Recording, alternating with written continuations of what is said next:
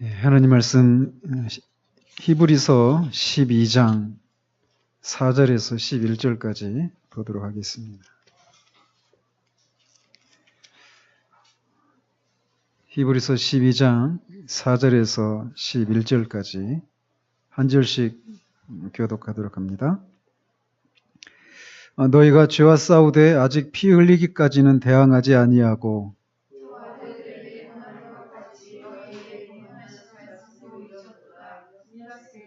내 아들아 주의 징계하심을 경히 여기지 말며 그에게 꾸지람을 받을 때에 낙심하지 마라. 주께서 그 사랑하시는 자를 징계하시고 그가 받아들이시는 아들마다 채찍질하심이라 하였으니 너희가 참으면 징계를 받기 위함이라. 하나님의 아들과 같이 너희를 미워하시나니 어찌 아버지가 징계하지 않는 아들이 있으리요. 징계는 다 받는 것이거늘 너희에게 없으면 사생자요 친아들이 아니니라.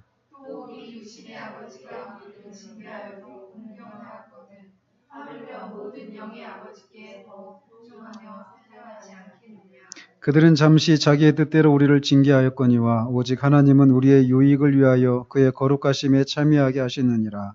무릇 징계가 당시에는 즐거워 보이지 않고 슬퍼 보이나 후에 그로 말미암아 연단받은 자들은 의와 평강의 열매를 맺느니라. 지난주에는 우리가 성화를 이루기 위해서는 마귀와의 우리 안에 있는 죄와의 싸움도 있지만 우리 밖에 있는 마귀와의 그런 영적인 싸움도 있어서 그 영적인 싸움을 이겨야 우리가 죄의 유혹을 물리칠 수 있다. 이런 내용을 이렇게 살피면서 그 싸움은 우리 능력으로만 되지 않는다. 그래서 하나님이 도와주셔야만 한다라는 그런 사실을 먼저는 이렇게 인식을 해야 된다라고 말씀을 드렸어요. 따라서 우리가 가진 무기로는 안 되고 하나님이 주시는 무기, 즉 하나님의 전신갑주를 우리가 무장해야 마귀와 대적해서 싸울 수 있는데 전신갑주를 무장하고 있어도 하나님을 위해서 마귀와 싸워야 되겠다라고 하는 의지가 있어야 싸움을 싸울 수 있다라고 말씀드렸어요. 근데 그 과정에서 이 성령 안에서 기도하는 것이 필요하다. 왜? 성령께서 그렇게 우리로 하여금 우리 마음을 자연적으로 이렇게 변화시키셔서 하나님을 위해서 싸울 수 있는 그런 마음을 불러일으키시는 일을 한다. 그렇기 때문에 성령 안에서 기도하는 것이 필요하다라고 하는 이런 내용을 우리가 살폈었습니다. 자, 그래서 이제 그렇게 했고 오늘은 징계와 성화와의 관계에 대해서도 이제 살펴보도록 합니다. 우리가 이렇게 하나님의 은혜만을 강조하면 지금 계속 우리가 하는 지금 몇 달이 돼서 지금 벌써 우리가 뭘 하고 있는지 또 숲을 그릴 필요가 있는 시기가 됐어요. 지금 우리 요지는 어떻게 하면 성화를 이룰 수 있는가 이걸 우리 살피고 있잖아요. 그래서 은혜로 우리가 성화를 이룰 수 있다. 하나님 주시는 은혜로. 근데 하나님의 은혜를 얘기하다 보면 이렇게 방종한 대로 빠지지 않겠느냐라고 하는 사람들이 있단 말이에요. 그래서 율법주의로 돌아가려고 하는 이런 경향들이 있다. 그래서 율법주의를 우리가 경계해야 된다. 그리고 또 동시에 하나님의 은혜를 얘기한다고 해서 율법이 없는 무율법주의, 방임주의 이런 데로 또 흘러가는 건 아니다. 그러면서 하나님의 은혜가 어떻게 우리로 하여금 하나님의 계명에 순종하는 삶을 살게 만드는가 이런 내용들을 우리가 좀 계속 살펴왔단 말이에요. 그러면서 이제 이렇게 하나님의 은혜를 얘기하면 또 다른 오해가 뭐냐면 우리가 하나님의 뜻을 범하고 잘못된 길로 들어섰을 때조차도 하나님은 우리의 행위에 대해서 책임을 묻지 않으시고 그것에 합당한 어려움이나 고통을 겪게 하지 않고 은혜로 대하신다. 이렇게 생각하는 경향이 있다라는 거예요. 그러니까 징계 요지는 그렇잖아요. 우리가 잘못한 것에 대해서 징계를 하는 거잖아요. 그러니까 그것은 결국 우리의 행위에 대해서 하나님이 우리를 이렇게 징계하시는 거니까 그거는 은혜의 원리에 벗어나는 것이 아니냐 이렇게 생각하는 경우들이 있단 말이에요. 그런 오해에 대해서 우리가 오늘 말씀을 통해서 살펴보려고 하는 것입니다. 결론적으로 말씀을 드리면 성경은 그런 은혜를 말하고 있지 않다라는 거예요. 즉 하나님의 은혜를 말한다고 해서 우리가 하나님의 계명에 순종하고 그것을 어겼을 때 하나님이 우리를 징계하시지 않고 그냥 그때도 여전히 우리를 은혜로 대하신다. 이런 식의 은혜를 말하고 있지는 않다라는 거예요. 하나님이 거저 은혜를 주신다고 해서 그분의 계명과 우리의 책임으로부터도 자유롭게 되었다라고 생각하는 것은 잘못이라는 것입니다. 오히려 하나님은 우리가 앞으로 더 심각하게 죄에 빠지지 않도록 하기 위해서 사랑하는 자를 징계하고 그것을 통해서 계명을 알게 하시고 그분이 원하시는 일에 우리가 좀 더 주의를 기울이게 만드시는 일을 하신다라는 것입니다. 하나님은 우리의 마음에 더욱 가까이 다가오시기를 원하셔요. 그리고 또 우리도 하나님께 더 가까이 다가오기를 원하십니다. 그렇게 하시는 이유는 하나님 우리를 사랑하시기 때문에 그래요. 근데 우리는 이제 하나님이 우리에게 가까이 다가오시고 또 우리가 하나님께 가까이 다가오는 것을 부담스럽게 생각하는 사람들이 있어요. 그건 뭐냐면 하나님을 지금 여전히 하나님과의 관계가 온전치 않기 때문에 그래요. 정상적인 우리가 상태라면 하나님이 우리에게 더 가까이 오시기를 원하고 우리도 하나님께 더 가까이 가기를 원하죠. 근데 그렇게 하기를 원하는 이유는 무엇이냐면 하나님 우리를 사랑하시기 때문이다라는 거예요. 그렇지만 하나님의 사랑은 우리로 하여금 죄를 멀리할 것을 요구하신다라는 것입니다. 그래서 우리가 죄를 지으려고 하는 그런 성향을 버릴 때 우리는 하나님께, 거룩하신 하나님께 좀 더 가까이 하고 그렇게 하나님을 가까이 하면서 그분을 좀 더 온전하게 닮아갈 수 있게 된다는 것이죠. 그렇지만 거듭난 신자라 하더라도 여전히 이 사망의 몸에 죄된 본성이 자리하고 있어서 죄를 지으려고 하는 이런 뿌리 깊은 성향을 이렇게 버린다라고 하는 것이 쉽지 않아요. 우리의 경험 속에서 그걸 보잖아요. 그죠? 그래서 때로는 하나님께서는 이 혹독한 그런 징계를 통해서 우리로 하여금 그런 뿌리 깊은 그런 죄된 성향에서 벗어날 수 있도록 하십니다. 그것을 위해서 징계가 필요하다는 것이죠. 근데 그렇게 징계를 하시는데 그 징계도 우리를 사랑하시기 때문에 하신다라는 거예요. 오늘 우리가 읽은 이 본문에서 말이에요. 근데 그러니까 하나님이 우리를 사랑하시기 때문에 징계하신단 말이에요. 그런데 징계는 어때요? 그 자체는. 징계가 즐겁던가요? 아니죠. 그 징계는 고통스러운 거예요. 그렇기 때문에 그 징계를 받을 당시에는 고통이 뒤따르기 때문에 하나님이 나를 사랑하시기 때문에 징계하신다. 이것을 깨닫기가 쉬워요? 어려워요? 어렵단 말이에요. 그런 이유 때문에 이 히브리서 기자는 징계를 받을 때 이 히브리서 이 서신을 받고 있는 이 성도들이 낙심하지 않도록 하기 위해서 이 편지를 쓰고 있는 것입니다. 그러니까 사랑하기 때문에 징계를 한다라는 것을 미리 얘기하고 있는 거예요. 그런데 참 우리가 주목해야 될 부분이 무엇이냐면 이 편지를 받고 있는 사람들은 이미 어떤 상황이냐면 예수님을 믿는 신앙 때문에 동료 유대인들로부터 핍박을 받고 있는 상황이에요. 그러니까 이미 충분히 고통스러운 상황이란 말이에요. 그런데 이런 말씀을 하신다라는 거예요.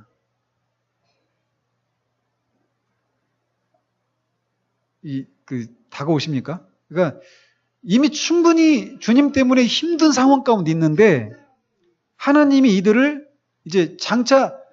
또 징계하셔서 더 온전한 그런 사람이 되도록 하시겠다라는 거예요. 그리고 그것을 미리 알려줘서 이 다가올 징계를 준비할 수 있도록 하기 위해서 이 편지를 쓰고 있다라는 거예요. 우리의 이 성향은 어때요? 그런 징계가 있으면 내가 많이 힘들지, 아프지, 참 수고했다. 내가 이제 너를 쉬게 하마. 이게 우리가 기대하는 거잖아요.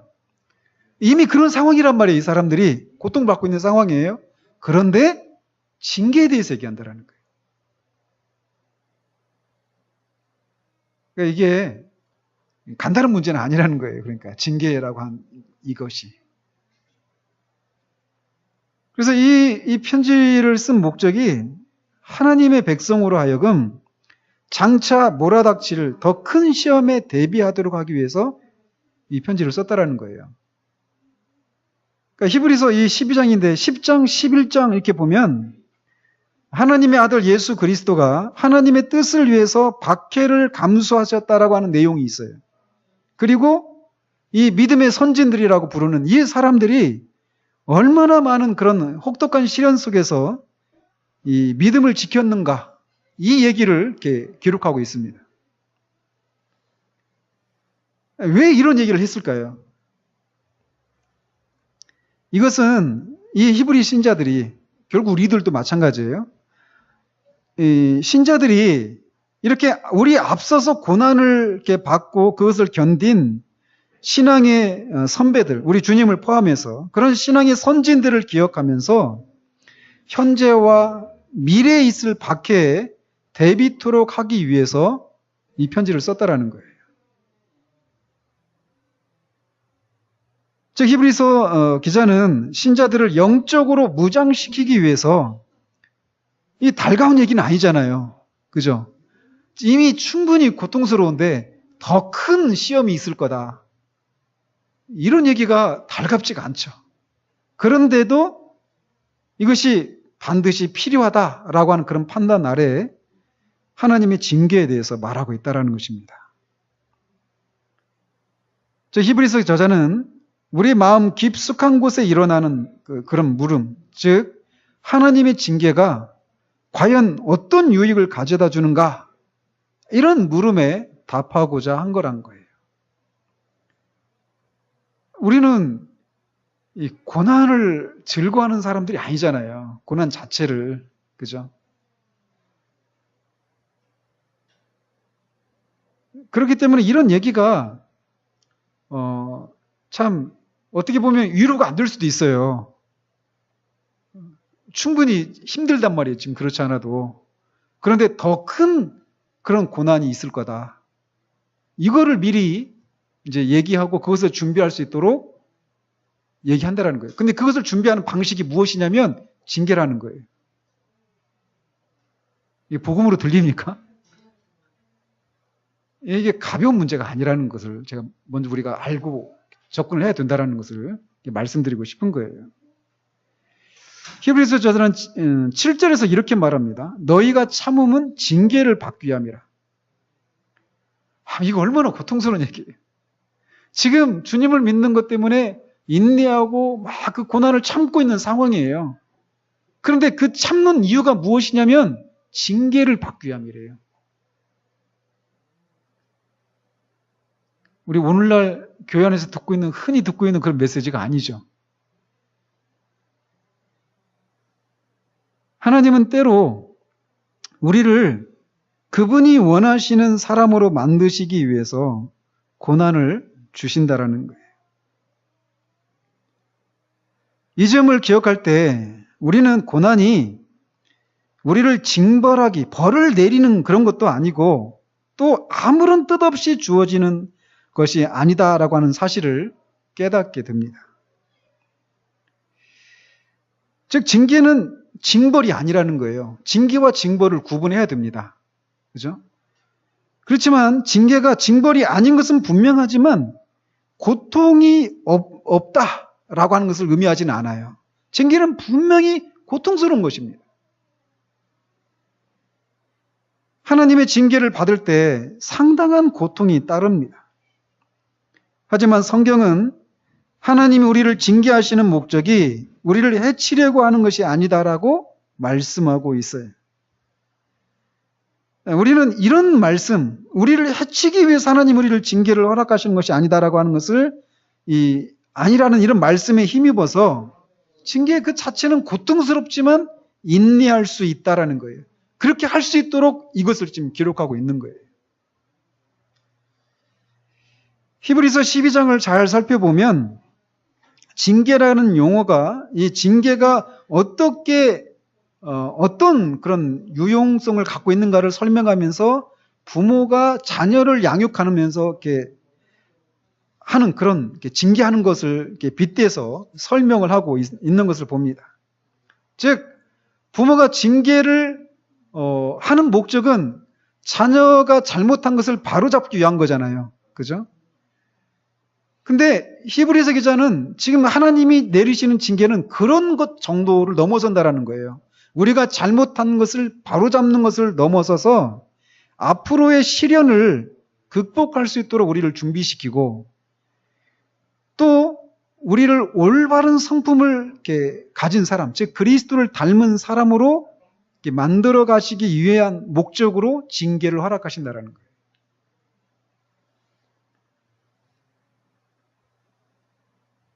징계의 목적은 이렇게 우리가 잘못한 것에 대한 벌을 내리는 것을 통해서 고통을 주기 위한 것이 아니라 잘못을 바로잡고 앞으로 더욱 발전된 그런 삶을 살도록 하기 위함이다라고 히브리서 기자는 말하고 있어요.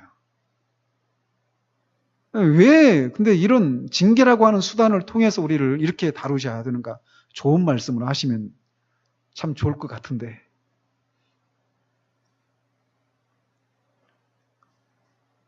우리 안에 남아있는 이 옛 본성, 이게 얼마나 철저하게 깨뜨려지고 무너져야 되는지를 우리가 알면 알수록 징계가 반드시 필요하다라고 하는 것을 다 알게 됩니다.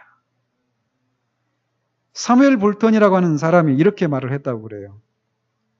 자, 징계가 징벌이 아니다. 이 얘기를 이런 식으로 얘기를 했어요.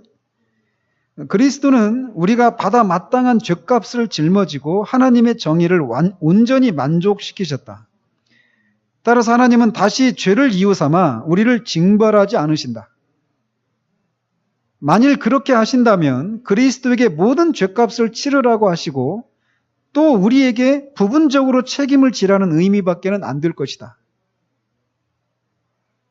하나님의 징계는 우리로 하여금 다시 죗값을 치르게 할 목적을 가지지 않았습니다. 하나님 우리를 징계하시는 것은 우리를 꾸짖어 경각심을 불러일으켜 지은 죄를 뉘우치게 함으로써 같은 잘못을 다시는 저지르지 않도록 하시기 위함이다. 그리스도가 죄의 징벌을 담당하셨고 하나님이 모든 신자의 죄를 용서하셨다고 하더라도 하나님은 아버지처럼 그분의 백성을 징계하신다. 그리스도는 하나님의 무서운 진노를 온 몸으로 감당하셨다. 그리스도가 죄에 대한 하나님의 징벌의 어두운 시간을 감당하셨기 때문에 우리에게는 소낙비와 같은 빗줄기가 쏟아져 내리게 된 것이다. 우리는 이제 따사로운 하나님의 사랑을 받게 되었다. 그분의 사랑은 우리를 겸손하게 만들고 열매 맺는 삶을 살게 한다. 따라서 신자가 죄로 인해 당하는 고통은 하나님의 정의를 만족시키기 위한 징벌이 아니라 아버지의 사랑에서 우러나오는 사랑의 채찍일 뿐이다. 다시 말해 징계는 신자의 질병을 치유하기 위한 약과 같은 것이며 결코 징벌이 아니다. 징계는 심판이 아니라 교정을 위한 것이며 정죄가 아니라 치유를 위한 것이다. 먼저 우리가 징계에 대해서 알아야 될 것이 이거라는 거예요. 징계는 징벌이 아니다라는 거예요. 왜? 그리스도께서 이미 우리의 죄값에 해당되는 그 모든 정죄를 다 받으셨다라는 거예요. 그러니까 우리에게 더 이상 우리의 죄값을 묻지 않으신다라는 거예요. 이걸 믿으시죠? 그런데 이게 우리의 실제 삶 가운데서 내가 하나님으로부터 어떤 고난을 받고 징계를 받을 때 이건 내가 죄값이 아니라 나를 치유하시고 더 온전한 사람으로 빚어가시기 위해서 허락하시는 거야. 이렇게 생각하기가 쉽지가 않아요. 가장 극명한 경우가 무엇이냐면요. 자녀들이 잘못되었을 때. 자녀들이 잘못되었을 때 부모가 딱 먼저 갖는 생각이 무엇이냐면 내가 하나님 앞에 뭔가 어떤 죄를 지었기 때문에 우리 자녀가 이렇게 어려움을 겪는구나. 이런 생각을 한단 말이에요. 그러니까 자녀가 어려움을 겪는 것이 내 죄값 때문이다. 이렇게 생각한단 말이에요. 믿음이 좋은 사람들도 종종 그런 경우에 빠지게 된단 말이에요. 우리 경험에서 그런 거 없어요? 본 사람 있으시죠? 우리가 그래서 그 하나님이 주시는 그런 징계를 내가 죄값을 치르는 거야 이렇게 생각하면서 그냥 이 김단중 목사님 그렇게 표현하시죠. 귀신 소 잡아먹은 귀신처럼 그냥 이렇게 막 참는 거예요. 이거 내가 받는 것은 내 죄값을 내가 받는 것이니까 그냥 견뎌야 돼. 이런 생각만 갖게 된다는 것이죠. 그러나 징계는 징벌이 아니에요. 우리의 죄값을 주님이 다 받으셨습니다. 이미. 그래서 더 이상 하나님은 우리를 정죄하지 않으셔요. 하나님 우리를 정죄하실 죄는 없어요. 그런데 왜 징계하시느냐? 그건 징벌이 아니라 우리를 교정시키기 위해서 더 나은 더 큰 그런 시련을 준비시키기 위해서 또 우리의 성품을 온전하게 하시기 위해서 우리를 사랑의 채찍질을 하시는 거라는 거죠. 그런 면에서 징벌과 징계는 완전히 다르다라는 것입니다. 하나님의 공의가 완전히 충족됐기 때문에 이제 징계의 남은 목적은 신자로 하여금 하나님께 더욱 가까이 나아가서 그분의 은혜를 온전히 깨달아 그분을 닮아가도록 하기 위함이다라는 겁니다. 다시 말씀드리지만 하나님이 우리를 징계하시는 것은 사랑 때문입니다. 따라서 하나님의 징계는 잘못에 대한 보응이라기보다는 잘못을 교정하기 위함이에요. 간단히 말해서 이렇게 징계와 징벌의 차이를 구분해야만 하나님을 어떤 괴물과 같은 그런 존재가 아니라 아버지로 인식하게 된다는 거예요. 저는 우리 아이들 이렇게 아침마다 일어날 때 잘 잤어 하고 막 와가지고 막 포옹하고 막 뽀뽀하고 막 그러거든요. 근데 어제 저녁에 혼나고 잤어요. 근데 다음날 아침 되면은 다 잊고 와가지고 또 막 뽀뽀하고 안고 막 이런 모습 보면 고마워요. 왜냐면 그렇게 혼나더라도 이게 나를 사랑하지 않기 때문에 학대하는 것이다 이렇게 생각하지 않는 거죠. 근데 우리가 하나님 앞에서 하나님 우리를 징계하실 때 우리가 하나님이 나를 징계하시는 것은 사랑으로 내 잘못을 교정하기 위한 것이다. 이 내가 죄값을 치른 것이다. 이렇게 나를 정죄하시고 막 그래서 이렇게 진노하셔서 죄값을 치르도록 하시는 것이다.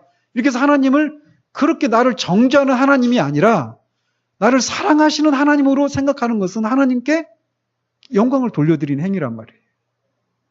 근데 이것을 실제로 우리가 어떤 어려움을 겪게 될 때 이게 내가 죄값을 받는 것이다. 이게 생각하기가 쉽지 않은 거예요.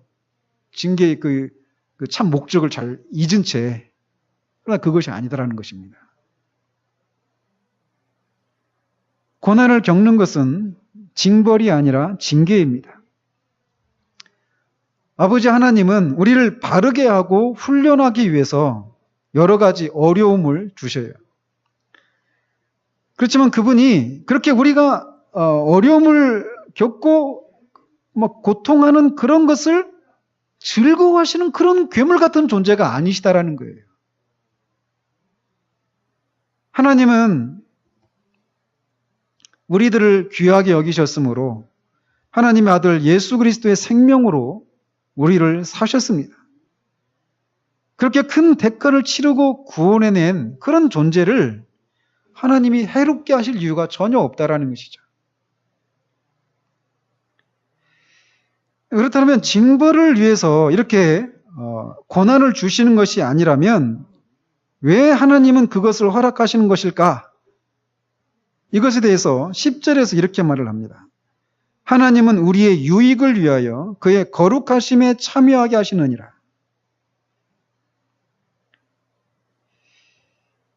또 히브리서 저자는 이 당시 이 편지를 받고 있는 이 히브리 성도들에게 하나님이 우리에게 징계를 하시는 것이 우리의 유익을 위한 것이다 라고 하는 것을 확신을 할 이유에 대해서 이렇게 얘기하고 있어요. 당시 그 4절에도 보면 너희가 죄와 싸우되 아직 피 흘리기까지는 대항하지 아니하였다 이렇게 말하고 있잖아요. 그러니까 당시 신자들은 그 3절에 보면 3절을 보시면 너희가 피곤하여 낙심하지 않기 위해 죄인들이 이같이 자기에게 거역한 일을 참으신 일을 생각하라 이렇게 권면을 받고 있어요. 즉 이 당시 신자들은 악과 더불어서 싸우는 동안 낙심할 수밖에 없는 어떤 유혹에 직면해 있었던 것입니다.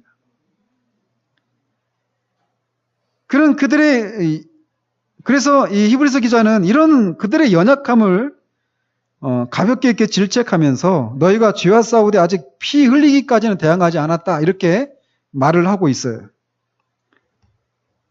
즉 그는 이렇게 아직 너희들이 지금 죄에 대해서 죄와 더불어 악과 더불어서 싸우고 있는 이 일이 힘든 일인 건 사실이지만 아직 너희들은 피 흘리기까지 싸우고 있는 것은 아니다. 이런 얘기를 하고 있는 거예요.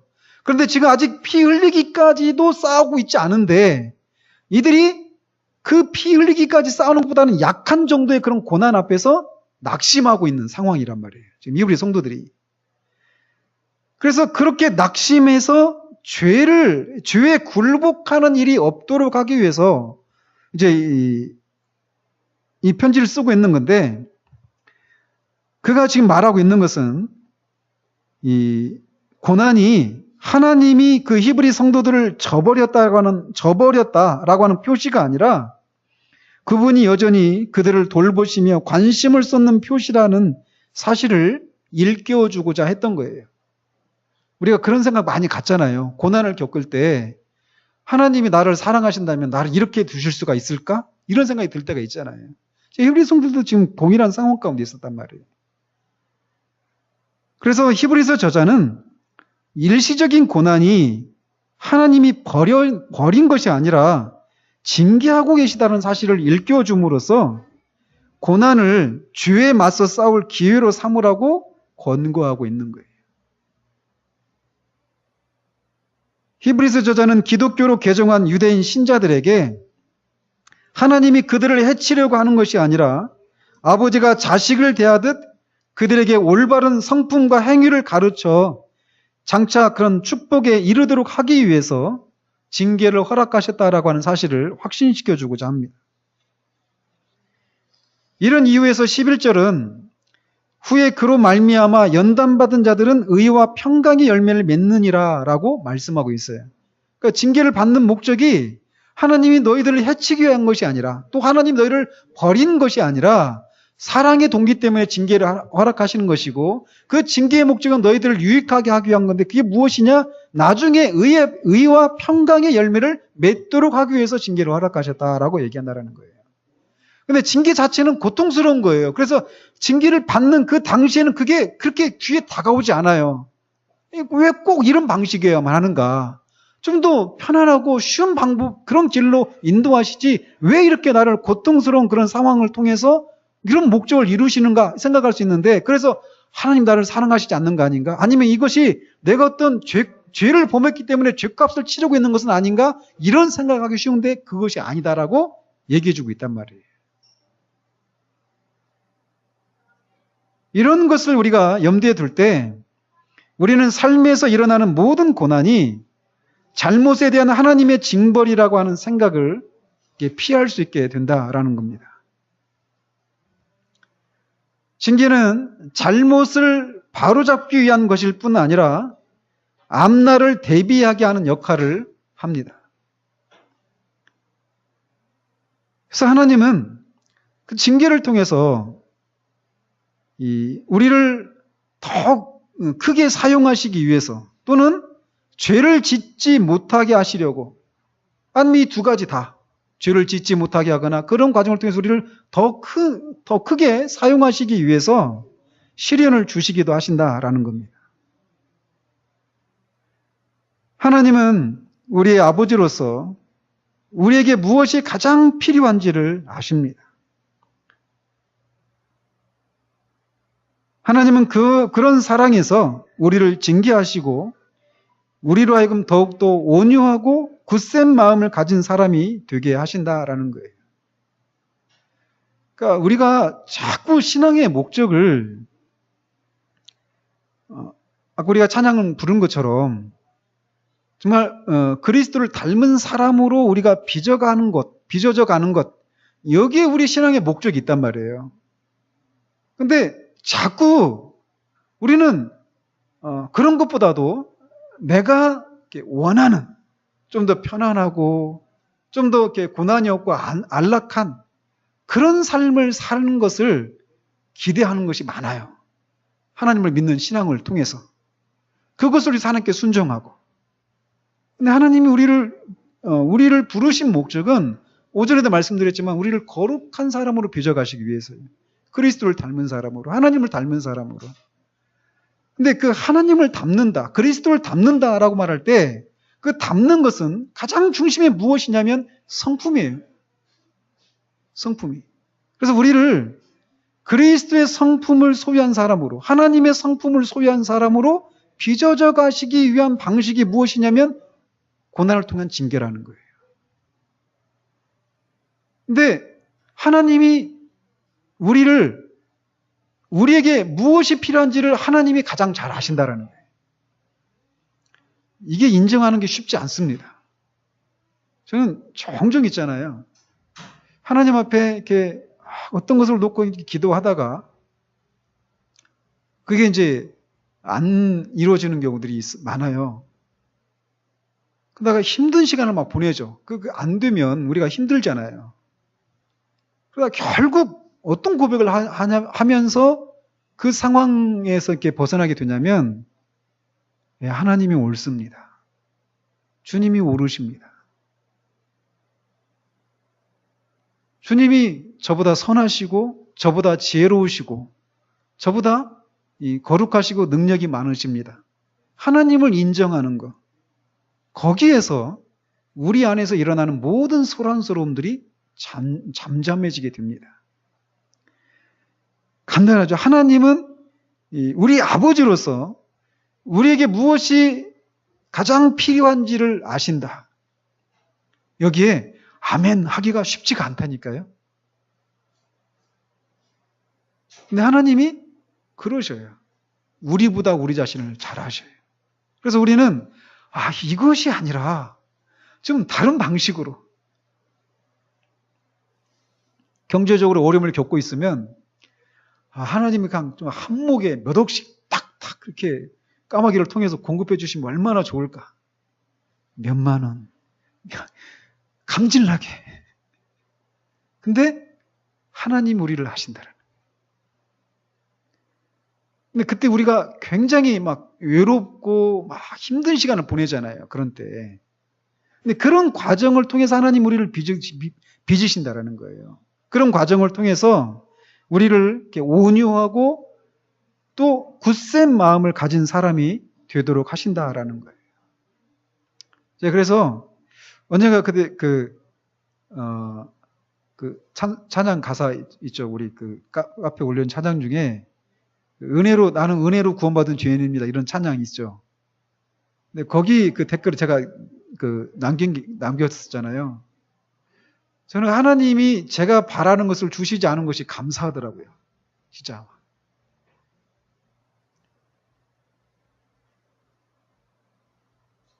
하나님은 그런 시련과 고난을 통해서 우리 본성을 변화시켜서 그리스도를 닮게 만드십니다.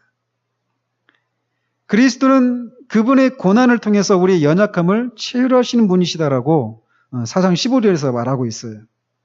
따라서 우리도 고난을 통해서, 우리의 고난을 통해서 그분의 마음을 이해할 수 있습니다. 우리 주님이 주님의 고난을 통해서 우리를 체휼하시는 것처럼 우리도 우리의 고난을 통해서 주님의 마음을 이해할 수 있게 된다는 거예요. 고난을 통해서 우리 자신만을 돌보는 것이 삶의 목적이 아니라고 하는 것을 깨닫는 순간 우리는 그리스도의 마음을 소유하게 됩니다. 우리 안에 이런 그리스도의 마음을 품을 때 우리는 다른 사람들을 사랑하게 되고 그들을 위해서 희생하는 그런 삶을 살 수 있게 됩니다. 그래서 우리가 삶을 살아가면서 고독, 모멸감, 가난, 학대, 부당한 비난, 두려움, 배신, 슬픔, 피곤함, 시련, 이런 것들을 이렇게 겪어봐야 비로소 그런 경험을 하고 있는 사람들을 동정하는 마음을 갖게 돼요. 아까도 제가 말씀드렸잖아요. 제가 가장이 되어서 가장이 겪는 그런 외로움을 겪게 되니까 저희 아버지를 막 이해하는 마음이 확 더 생기더라고.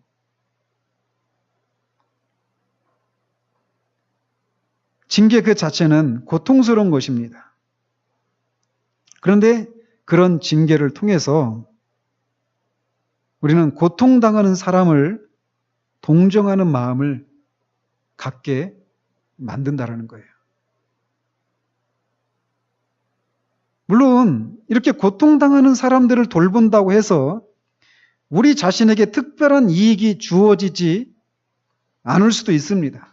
아니 오히려 더 이 모세가 이 동족을 구원하기 위해서 그 애굽 사람을 죽였더니 다음 날 네가 뭔데 우리 재판관이 되려고 하느냐 하면서 막 유대인이 했던 것처럼 오히려 다른 사람을 위해서 이렇게 희생하는 것 속에서 우리에게 어떤 보상은커녕 오히려 더 어려움이 겪을 수도 있어요.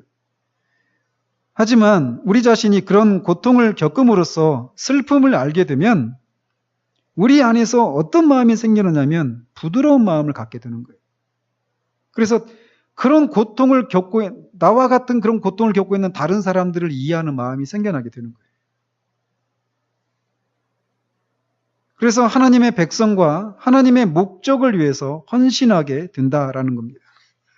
그것을 위해서 하나님 우리에게 징계를 허락하시는 거예요. 사도 바울은 골로새 교인들에게 내가 이제 너희를 위하여 받는 괴로움을 기뻐하고 그리스도의 남은 고난을 그의 몸된 교회를 위해서 내 육체에 채우노라 라고 말을 합니다.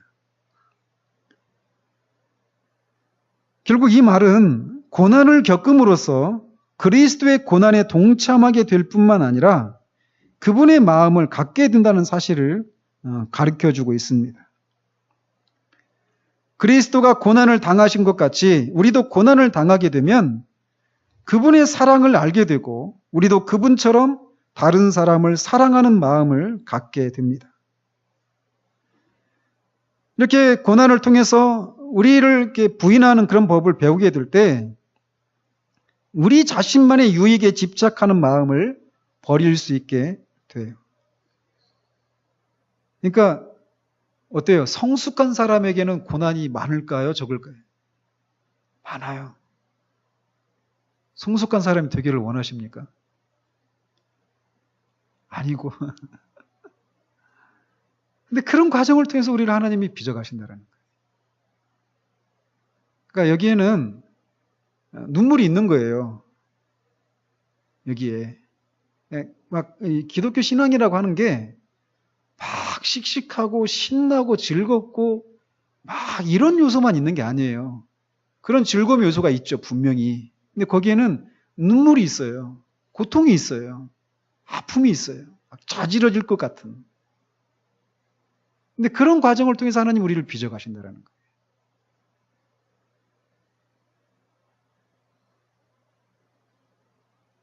고난을 통과하면서 우리는 우리 자신에게 우리 자신의 유익에 집착하는 마음을 버릴 수 있게 됩니다. 그렇게 되면 우리가 어떤 불이익을 얻을지는 않을까, 또는 어떤 불편을 겪지는 않을까, 이런 생각을 하지 않고 고통을 당하는 이들을 동정할 수 있는 마음을 갖게 됩니다. 그게 징계의 목적이에요. 징계의 목적. 그러니까 우리가 이 성경에서 말하는 그런 고백들을 막 너무 쉽게 고백할 게 아니에요. 고난받는 것이 내게 유익이라. 막 하잖아요. 웃으면서 할 수 있는 얘기가 아니라니까요. 그런 얘기가. 거긴 자지러짐이 있어요. 근데 그런 과정을 통해서 우리를 빚어가시는 거예요. 오늘날 깊은 그런 그리스도인들을 보기가 쉽지 않은 것이, 물론 저 자신을 포함해서 말이에요. 이게 없으니까 그래요. 못 견디는 거죠.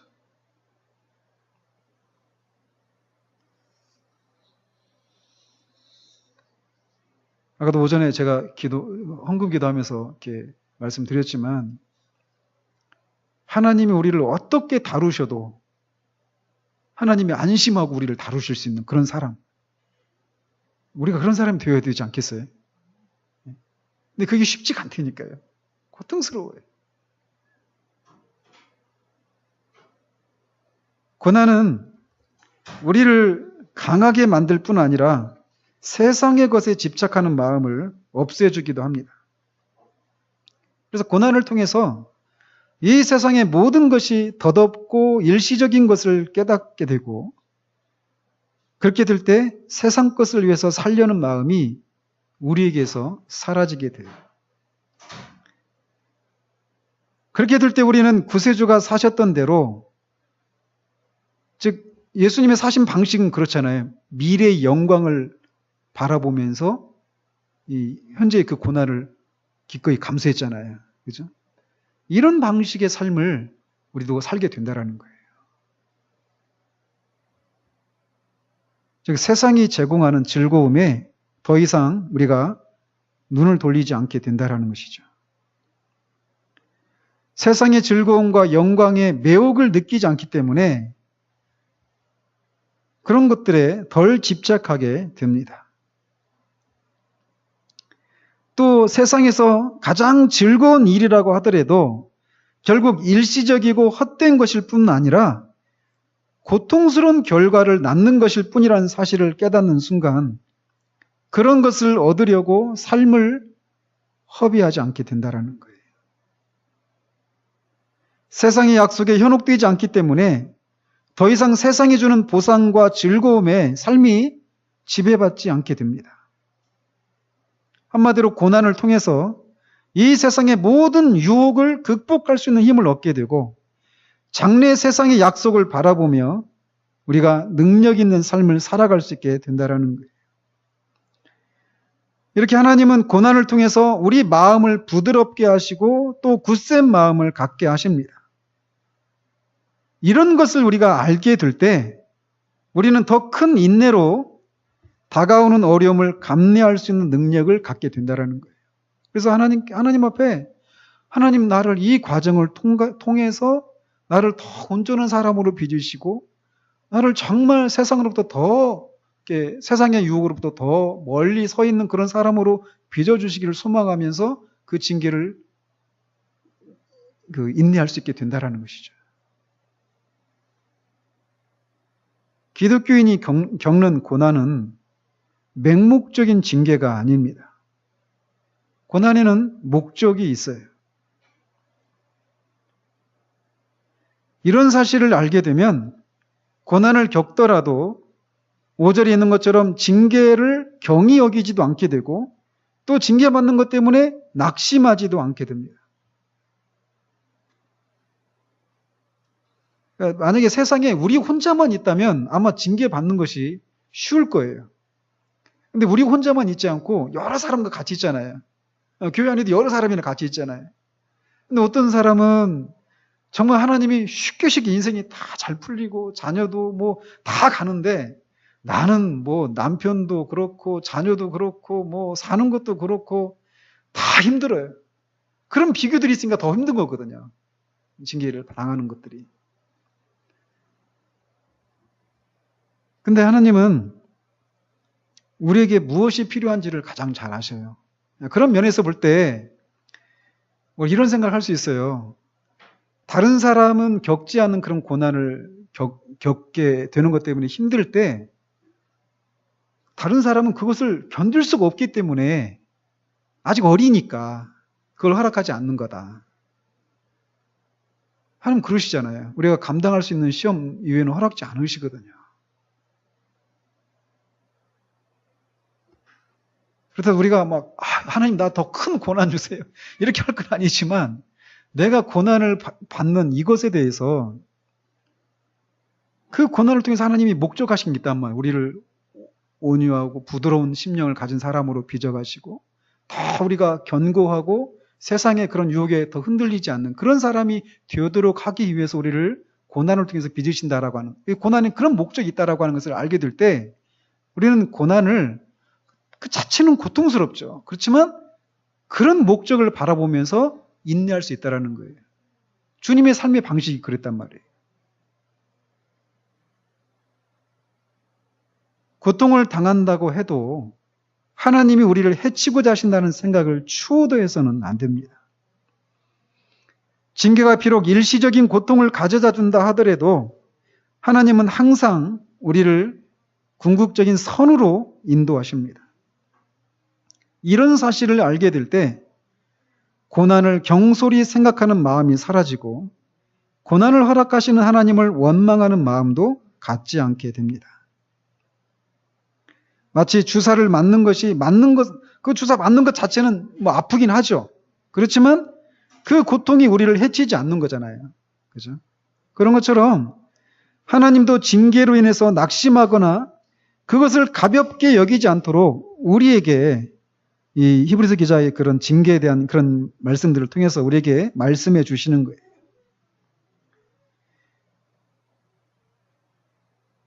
악과 대항해서 싸우는 우리 유익을 위해서 또 영적 싸움으로 인한 고통에 대비하도록 하기 위해서 하나님은 우리에게 때로 이렇게 징계를 통해서 아픔을 허락하십니다. 하지만 하나님은 우리를 해치려는 마음을 결코 갖지 않으신다라는 거예요. 우리는 하나님의 자녀입니다. 바로 이 이유 때문에 고난을 당하더라도 하나님이 우리를 돌보시지 않는다고 낙심할 필요가 없어요. 하나님의 징계는 우리를 치유하고 돕기 위한 것이고 그분의 사랑의 품으로 우리를 다시 돌아가게 만들기 위한 것입니다. 즉 하나님이 우리를 은혜로 대하시고 그 은혜가 우리를 성화의 삶을 이루어가게 만든다. 지금 우리가 계속 살펴보고 있는 중심 주제잖아요. 그런데 그것이 우리의 행위에 대해서 하나님이 잘못했을 때도 하나님은 우리의 그것에 대해서 책임을 묻지 않으시고 그냥 내버려 두시는 것이 아니라 징계하신다라는 거예요.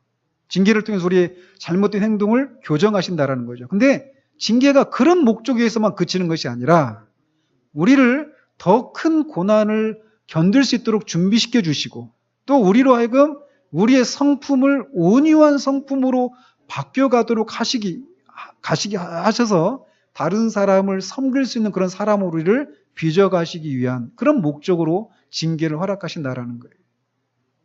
그런 관점으로 우리가 지금 겪고 있는 이 고난이라고 생각하는 것들을 그런 눈으로 볼 수 있어야 돼요.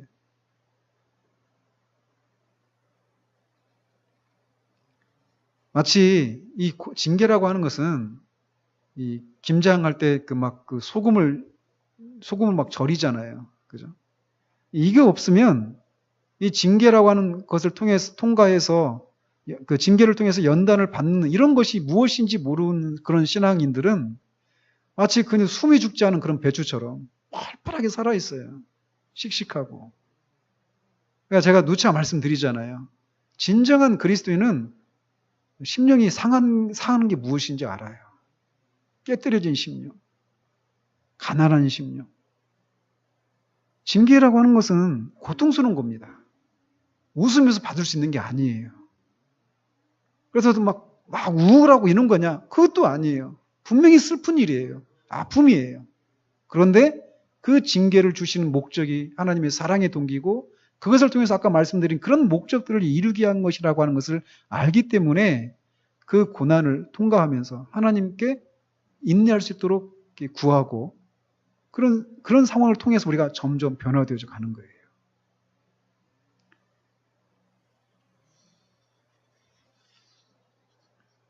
그러므로 오늘 우리의 현실을 이런 관점으로 볼 수 있기를 바랍니다.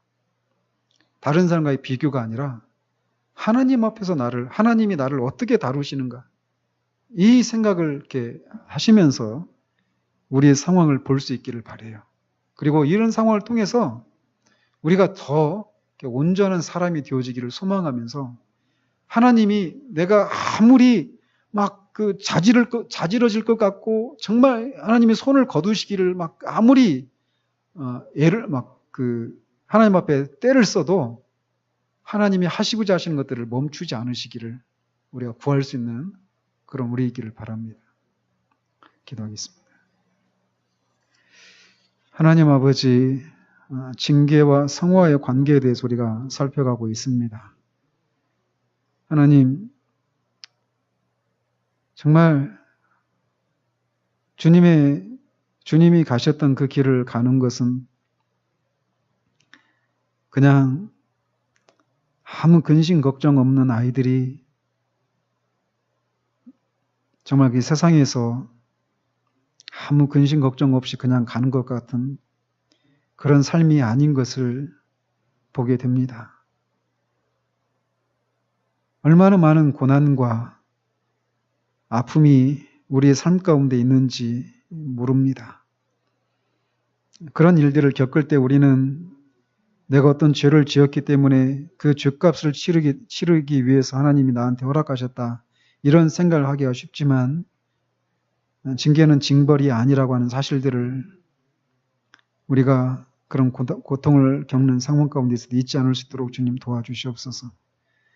그런 징계를 통해서 하나님이 목적하신 것은 우리 존재를 바꾸시기 위함임을, 우리가 그랬던 길에서 벗어나는 것을 넘어서서 우리의 존재를 바꾸고 주님의 마음을 품게 하고 더 큰 시련을 견딜 수 있도록 하시기 위하여서 그런 것을 우리에게 허락하신다는 사실들을 기억하며 하나님이 우리에게 허락하신 그 징계를, 고난을 참으로 인내하며 지나는 우리들 될 수 있도록 주님 도우시옵소서. 우리가 참는 것은 징계를 받기 위함이다. 하나님, 이 말씀은 얼마나 우리에게 무겁게 다가오는 말씀인지요. 그러나 그 과정을 통해서 하나님은 우리를 빚으십니다. 참으로 가볍기가 새틀보다 더 가벼운 사람들이 많은 이 가벼운 시대에 하나님, 우리 한 사람 한 사람이 정말 참으로 이렇게 엄중한 이 말씀 앞에 우리 자신을 세우고 하나님이여 정말 이렇게 우리를 빚으셔서 하나님이 원하시는 사람으로 우리를 빚어주시기를 원하나이다 라고 그렇게 하나님 앞에 아뢰고 하나님의 다루심 앞에 잠잠할 수 있는, 하나님의 그 요구에 순종할 수 있는 우리들 될 수 있도록 주님 도와주시옵소서. 우리의 삶이 참으로 꽃처럼 향기 나는 그런 삶이 아니어도 그 삶을 통해서 하나님이 그리스도가 어떤 분이시니까 드러날 수만 있다면 주님 그렇게 나를 사용해 주십시오라고 말하며 그 자리 가운데 설 수 있는 그런 우리들 될 수 있도록 주님 도우시기를 원합니다. 예수 그리스도 이름으로 기도합니다. 아멘.